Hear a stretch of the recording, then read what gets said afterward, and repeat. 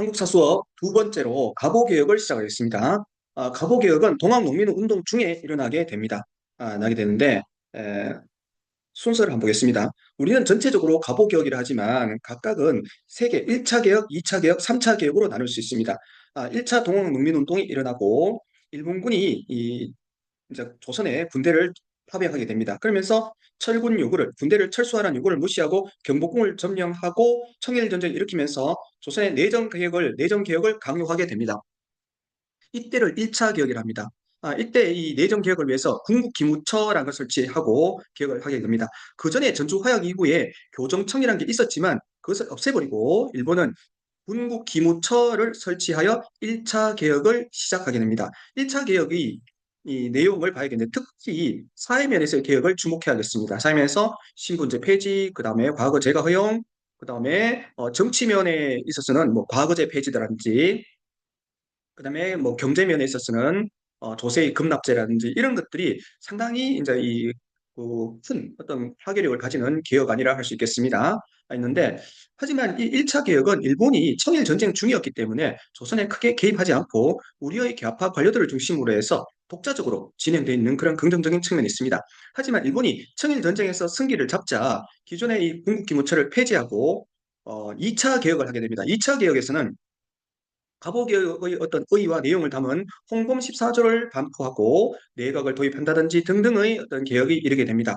그 다음에 청일전쟁이 끝나고 난 다음에 시모노세키 조약이 체결되고 여기에서 이 일본은 청으로부터 막대한 배상금과 그 다음에 요동반도, 타이완 등을 획득하게 됩니다. 그런데 요동반도 획득한 것이 이 러시아에게는 상당히 위기감을 줬습니다.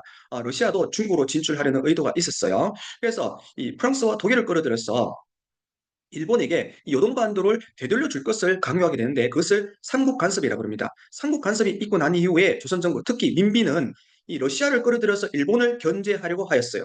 그러다 보니까 일본이 이 칠러 정책을 주도하던 민비를 이제 이 궁궐에서 살해한 사건이 있었는데 그것을 을미사변이라고 합니다. 을미사변 이후 이 일본은 중단된 개혁을 다시 추진하게 되는데 그것을 3차 개혁 또는 을미개혁이라고 합니다. 이 을미개혁에서 핵심적인 내용은 단발령과 태양력 사용입니다. 그러니까 우리나라는 그 전까지는 양력 사용, 근데 1895년 을미개혁 이후로는 양력을 사용했다고 여러분 이해하면 되겠습니다. 이 을미사변과 그 다음에 단발령 등이 시행되면서 지방에 있던 보수적 양반들이 이 의병을 일으키게 됩니다. 그러니까 의병이 일어나니까 고종을 감시하던 군인들이 지방으로 가게 됩니다. 그러니까 이 틈을 타가지고 고종이 러시아 공사관으로 피신한 사건이 아관 파천입니다. 아관 파천. 예, 아관 파천으로 이후에 이 서재필을 비롯한 어떤 개혁적인 지식인들이 독립협회를 만들어서 활동하기도 합니다. 그 뒤에서 보겠습니다.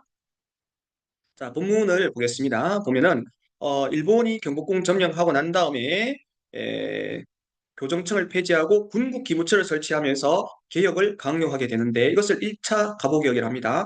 1차 갑오개혁은 일본의 강요가 있긴 하였지만 일본이 전쟁 중이었기 때문에 일일이 개입하지 않았다는 그런 측면이 있습니다. 하지만 일본이 이 청일전쟁에서 승기를 잡고 난 다음에는 군국기무처를 폐지하고 2차 갑오개혁한다는 내용 아까 조금 전에도 언급했습니다. 하였고 그러다가 청일전쟁에서 승리하고 난 다음에 일본이 시모노세키 조약에서 막대한 배상금과 함께 야뚱반도를 획득하면서 이 러시아가 다른 프랑스와 독일을 끌어들여서 일본에게 야뚱반도를 되돌려줄 것을 강요한 사건, 즉 삼국 간섭이 일어나자 명성황후가 이제 적극적으로 러시아를 끌어들여서 일본을 견제하려고 하였습니다.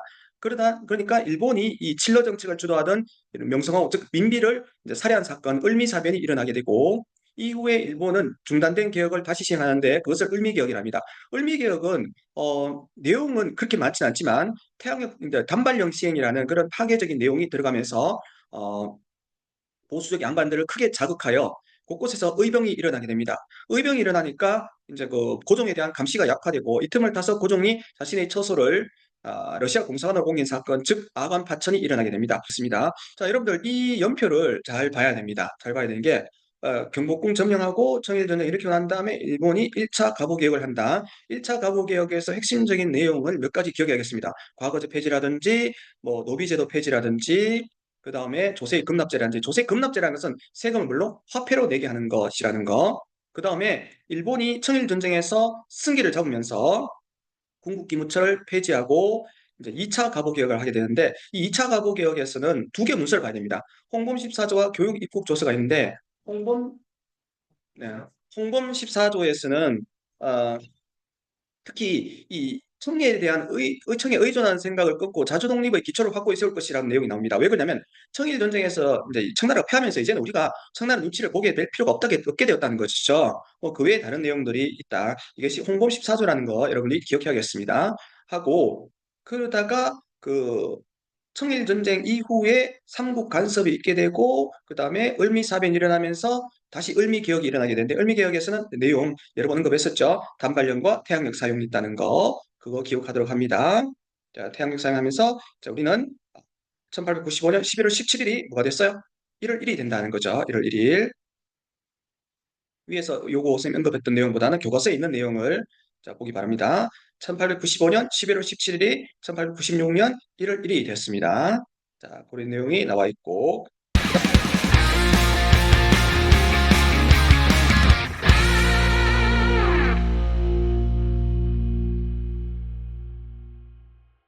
안녕하세요. 한국사 수업 독립협회 시작하겠습니다. 교과서 126쪽을 피면 되겠습니다. 일단 독립협회가 활동한 시기를 확인해야겠는데 1896년 초에 아관 파천이 이루어지고 이후에 독립신문이 발간되고 독립협회가 창립돼서 98년도까지 활동을 하게 됩니다. 여기는 독립협회에서 건설한 독립문입니다. 서울 서대문에 있습니다.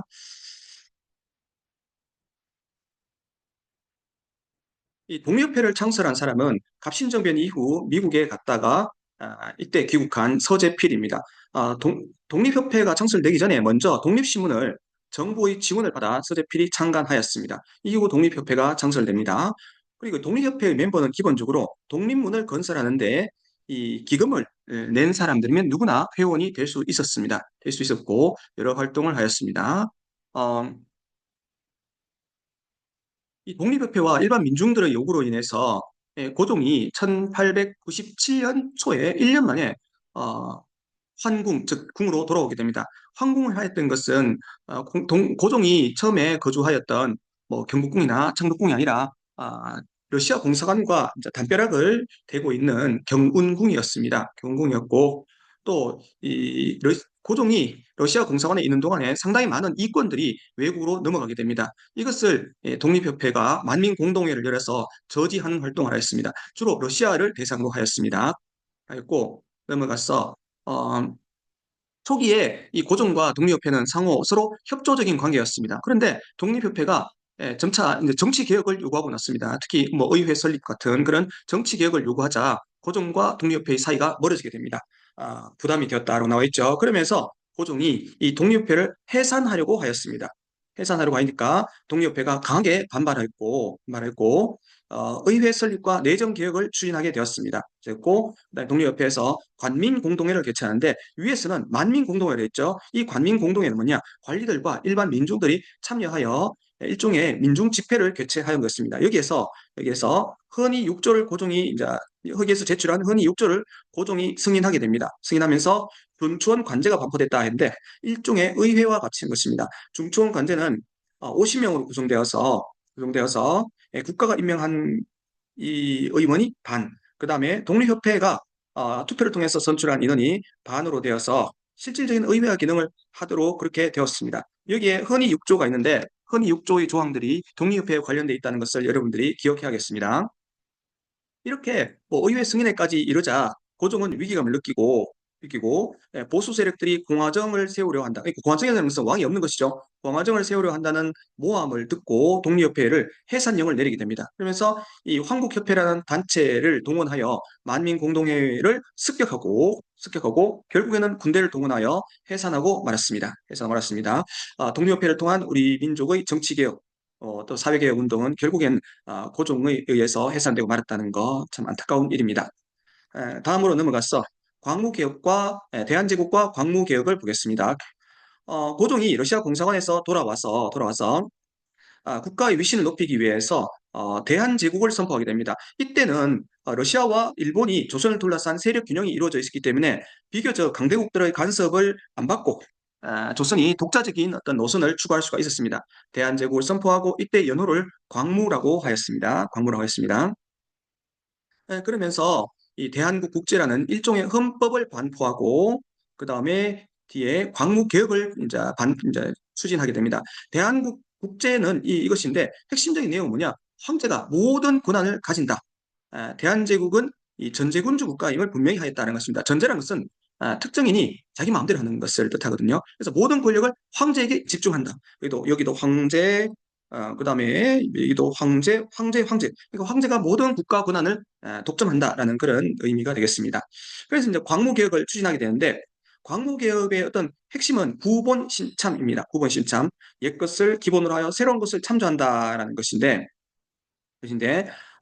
이 갑오개혁에서 빠져있던 뭐 군사면의 개혁이라든지 재정적인 개혁이라든지 이런 것들이 있었다는 점은 좀 이제 주목해 봐야겠습니다. 먼저 군사면에 있어서는 뭐 친위대와 진위대를 늘린다는 등의 국방개혁이 있었고 국방력 강화안이 있었고 재정개혁에 있어서 특히 주목한 점은 양전사업과 지계발급을 추진했다는 것인데 양전사업은 일종의 토지조사 사업이고 지계라는 것은 토지 소유 증명서 즉 토지 문서를 발급하였다는 거, 이거 이제 특이하였습니다. 그 다음 경제면에서는 뭐 공장이라든지 회사 설립하고 여러 은행 같은 금융기관도 세우는 등등의 개혁을 단행하였습니다. 이렇게 보면은 광무개혁은 어떤 의미를 가지느냐, 광문이 가지느냐, 군사나 재정, 경제면에서의 개혁이 있다 보니까 조선의 근대화에는 뭐 여러 가지 꼭 필요한 개혁이 이루어졌다라는 긍정적 측면도 있지만 황제에게 과도하게 권력을 집중한다든지 구본 신참이라는 그런 기치 자체는 근대화와는 거리가 멀다는 그런 한계가 있겠습니다. 자, 여기 보면 황제권과 민권의 대결. 자, 뭐 고종은 자신의 권력을 절대 노려하지 않고 독립회를 중심으로 하는 일반 민중들은 민권 신장을 요구하는 그런 대립된 구도가 나타났습니다. 보면 만민공동회 개최 이후 독립협회 활동은 민권 신장과 정치개혁에 집중된 반면에 고종은 이것이 황제의 권한을 침해한다고 생각했다는 것이죠. 이에 따라서 고종은 이 독립협회를 해산, 금지를 명령하게 됩니다. 하게 됐고, 근데 독립협회 측에서는 황제부터 서민까지 각각 정해진 권한이 있다. 여기서 황제의 권한뿐만 아니라 일반 서민들의 권한도 있다는 것을 규정하고 하는 것은 상당히 근대적 의식을 갖고 있는 것이죠. 또 신하가 황실과 나라에 해를 끼치면 이를 탄핵하고 성토하는 것은 이거 신등의 권한입니다. 백성의 권한이 커지면 임금의 권한이 줄어든다고 합니다. 이보다 더 무식한 말이 어디겠습니다라고 하면서 강하게 비판하였습니다. 독립회가 가지고 있는 정치 의식이었고, 이제 고종은 지향한 정치 체제를 보면 고종은 결국 전제군주제를 지향하였고 독립협회가 황제권을 부정한 것은 아닙니다. 그러니까 공화정을 지향한 것은 아니지만 입헌 군주제와 같이 황제권을 제한하면서 민권을 신장하는 것을 목표로 했다는 점 여러분이 주목해야겠습니다. 그 다음에 근대국가 수립운동 보면은 뭐 여러 가지 단발령에 대한 얘기도 나오고 그 다음에 대한제국과 만국 관남 박람회에 나오죠. 파리에서 열리고 있는 만국 박람회 일종의 엑스포입니다. 여기에 대한제국이 참여합니다. 우리가 뭐 전시할 게 딱히 있는 건 아니겠죠. 하지만 상당한 어떤 돈을 써가면서도 고종은 만국 박람회에 참여하려고 하였습니다. 그래서 고종은 이 외국의 보이는 모습을 이제 상당히 신경을 썼습니다. 신경을 쓰면서 꽤 많은 돈을 여기에 썼고, 그 다음에 연표로 정리하기가 되어 있는데, 선생님이, 우리가 배우는 이 3단원에서는 연도를 외울 필요가 있다고 했었죠. 그러한 어떤 연도가 여기에 한꺼번에 잘 정리가 되어 있습니다. 그래서 여러분이 이 131쪽에 나오는 이 연표를 공부하는데 참고한다면은 도움이 되겠습니다. 특히 갑오개혁과 그다음에 동학농민운동과 갑오개혁은 같이 여러분들이 봐야 된다고 했는데 이것이 여기에 잘 정리되어 있으니까 공부하는데 꼭 참고하도록 합니다. 자, 오늘 여기까지 하겠습니다.